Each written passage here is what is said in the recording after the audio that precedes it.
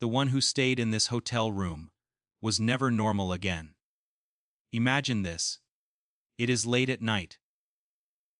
Not the kind of night filled with city noise or distant traffic, but the kind of night where silence feels heavy, as if the air itself is watching you. Snow is falling outside, slow and endless, covering the ground, the trees, the roads, until the entire world looks frozen in time. The wind moves through the mountains with a strange whistling sound, almost like a warning, or a whisper meant only for those who dare to listen. You are standing in front of a hotel. Its lights are on, but they do not feel welcoming. The building is beautiful, grand, historic. But there is something deeply unsettling about it. People say that this place is not empty, even when it looks quiet. They say humans are not the only ones who stay here. There are others, unseen, unheard, waiting. This is the Stanley Hotel, hidden among the mountains of Colorado. At first glance, it looks like a dream destination. A luxury hotel surrounded by breathtaking scenery. Tourists arrive with cameras. Couples arrive for vacations. Writers arrive searching for inspiration. But very few people leave without carrying something with them. Something they cannot explain. This is the hotel that inspired The Shining. And while the movie itself is terrifying, those who know the real stories will tell you one thing, without hesitation. What happened here is far worse than anything ever shown on screen. Because movies end. This place does not. As the sun sets behind the mountains, shadows stretch unnaturally long across the walls of the hotel. The corridors grow darker. The silence deepens. And slowly, almost patiently, the past begins to wake up. Staff members who have worked here for years will never openly admit what they have seen. But if you speak to them late at night, when the hotel is quiet and their voices drop to a whisper, they will tell you that something changes after midnight.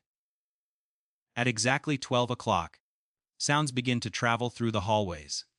Soft footsteps, doors opening and closing, and then, laughter. Children's laughter. Not loud, not playful. Just enough to be heard. Just enough to make your heart stop. The most terrifying part is not the sound itself. The terrifying part is this. There are no children in the hotel at that hour. Guests have reported waking up suddenly, feeling watched. When they sit up in bed, they hear tiny feet running down the corridor outside their door. Some have opened the door, expecting to see a child lost or crying. Instead, they see an empty hallway. Locals believe these are not ghosts. They believe these are children jinn. Entities that take the form of children to appear harmless, innocent, inviting. In many traditions, jinn are known to mimic human shapes, especially those that lower a person's guard. A child waving, smiling, asking you to come closer. Who would ever suspect danger?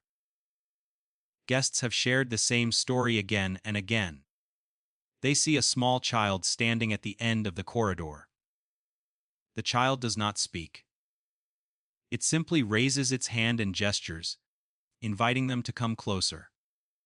Step by step, the guest moves forward, heart pounding, unsure why they are even walking. And then, suddenly, the child vanishes. No footsteps, no sound, just emptiness, and an overwhelming feeling of dread. As if something has just watched you make a terrible mistake.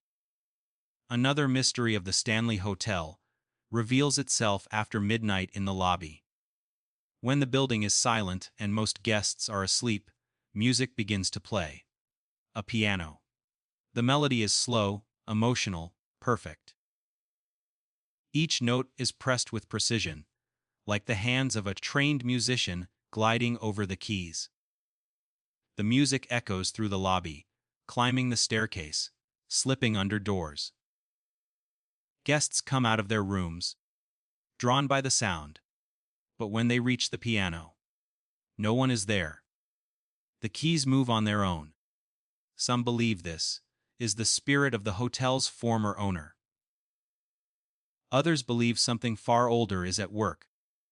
In many spiritual traditions, it is said that music attracts jinn. Certain sounds, certain rhythms, are believed to open doors between worlds. And the Stanley Hotel has been playing the same song for decades. But nothing compares to room 217. This room is not simply haunted. This room is alive. People who stay in room 217 describe the same experience, even when they have never heard the stories before. They say the room feels different the moment you step inside. The air is heavier.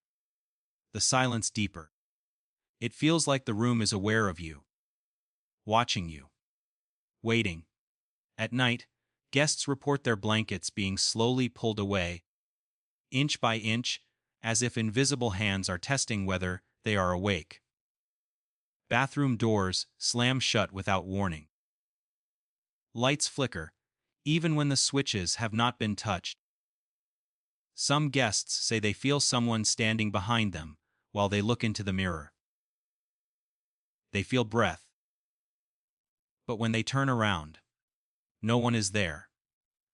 The most horrifying experience comes when the mirror itself changes. People claim they have seen their reflection smile back at them, while their own face remains frozen in fear, a smile that does not belong to them, a smile too wide, too knowing, a smile that feels inhuman. Researchers who have investigated the Stanley Hotel believe room 217 may be a permanent dwelling place for jinn. Not loud, violent entities, but subtle ones. Ones that do not attack the body. They attack the mind. They influence thoughts, dreams, emotions. This is why people who stay in this room are never the same. They return home different. They suffer from nightmares, night after night. They wake up convinced someone is standing in their room. They feel watched even in familiar places. Some develop deep depression. Others become paranoid, always checking doors, windows, mirrors. Many say they still dream of the hotel corridor. A long corridor, endless.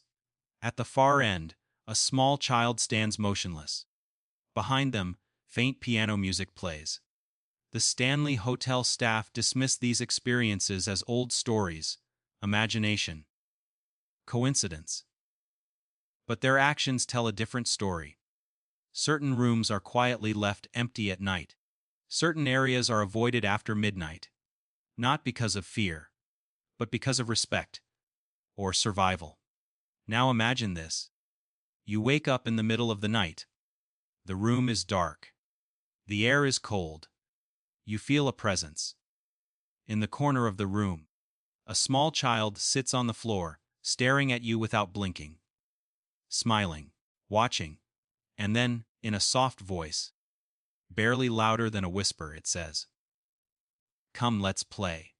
The Stanley Hotel is not just a place. It is a test of belief, of the mind, of courage.